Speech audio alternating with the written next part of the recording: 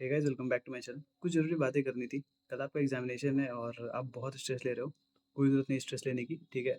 खुद पे थोड़ा-सा मतलब भरोसा करो और आप भी इंसान हो, ठीक है? तो थोड़ा रहम भी खा लो खुद पे, क्योंकि आप खुद को ही नहीं समझोगे तो फिर कौन समझेगा, ठीक है?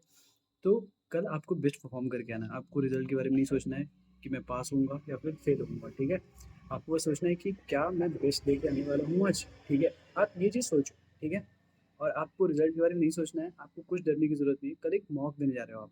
डर क्यों रहे हो? मतलब डरने की तो कोई पॉइंट ही नहीं है, क्योंकि आपने प्री क्लियर किया है।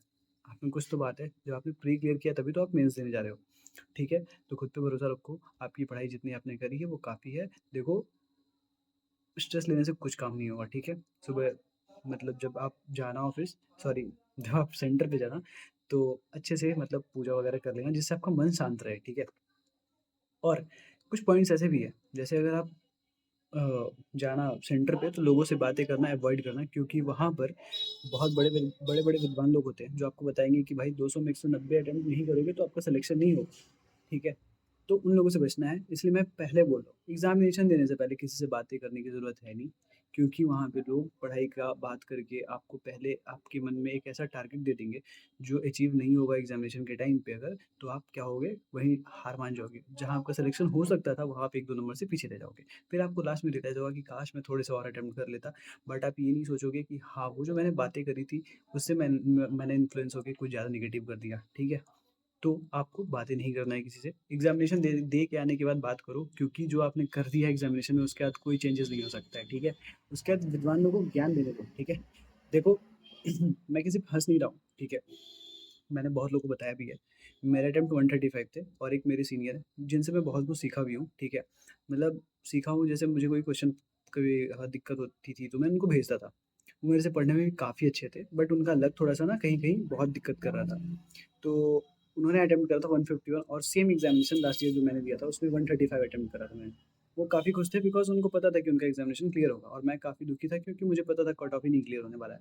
और एग्ज़ामिनेशन वाले जो जो रिज़ल्ट आता है जिस दिन, पता चलता है कि मैं 2 नंबर उनसे एक्स्ट्रा पाया हूँ और मेरा क्लियर हो गया है और उनका रह गया है। तो अटेम्प्ट के चक्कर में मत पड़ना उतना, एक्यूरेसी के चक्कर में पड़ना, ठीक है? अगर आप 100 बनाओ तो 95 से 97 सही होने चाहिए। ऐसी एक्यूरेसी आपको मेंटेन करनी है, ठीक है? तो तुक्केबाजी के चक्कर में मत पड़ना प्लीज़, ठीक है? और अपना बेस्ट देकर के आओ यार, आप कर लोगे, आपने प्री क्लियर किया है, ऐसे ही थोड़े हो। डायरेक्ट मेंस तो नहीं दे रहे हो, आपने प्री क्लियर किया है, ठीक है? मैंने बहुत लोगों से बातें करी है, बहुत लोगों के कमेंट्स भी देखे हैं, सब लोग एकदम स्ट्रेस्ड आउट हैं, मतलब कुछ करने की ज़रूरत नहीं है, ईज़िली बहुत ईज़ी क्वेश्चन आते हैं, आप कर लोगे, ठीक है? बस स्टक मत करना, ज़्यादा सोचने की ज़रूरत नहीं। एग्ज़ामिनेशन जब दे रहे होगे तो उस टाइम आपके दिमाग में ये नहीं आना चाहिए कि यार मेरी जॉब लग जाए या नहीं लग जाए, ये कुछ मत सोचना, ठीक है? उसके बाद देखो, अटेम्प्ट की भी बात करते हैं। कुछ सब्जेक्ट ऐसे होंगे जो आप सोचोगे कि भाई मेरे इसमें फुल में फुल मैं करके आ सकता हूँ। देखो, फुल और फुल में करने के चक्कर में ठीक है, अगर कोशिश कर सकते हो आप करना, उसमें कोई बुराई नहीं है। लेकिन काइंड ऑफ जैसे इसमें सेक्शनल टाइमिंग आ गया है ना, तो हम अपनी टाइमिंग को मैनेज नहीं कर सकते अपने अकॉर्डिंग। हमें एक फिक्स टाइमिंग मिल चुका है जिसके उस फ्रेम में हमें मतलब उस सब्जेक्ट को ही हैंडल करना है, ठीक है? तो लास्ट ईयर जब मेरा रीज़निंग में फुल स्कोर था, बहुत सारे लोगों ने स्कोर कार्ड देखा होगा, तो उससे कोई ज़रूरत नहीं है इन्फ्लुएंस होने की, ठीक है? वो इसलिए था, हो सकता है कि मैंने 2-4 मिनट एक्स्ट्रा ही दिया था, ठीक है? रीज़निंग पे 30 मिनट से ज़्यादा ही दिया था।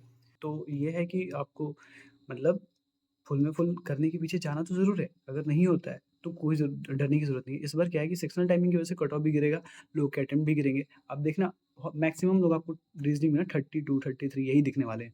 अगर आप 35 भी करके आओगे ना, आप एकदम चिल रहना, ठीक है? 32 भी करके आओगे, चिल रहना।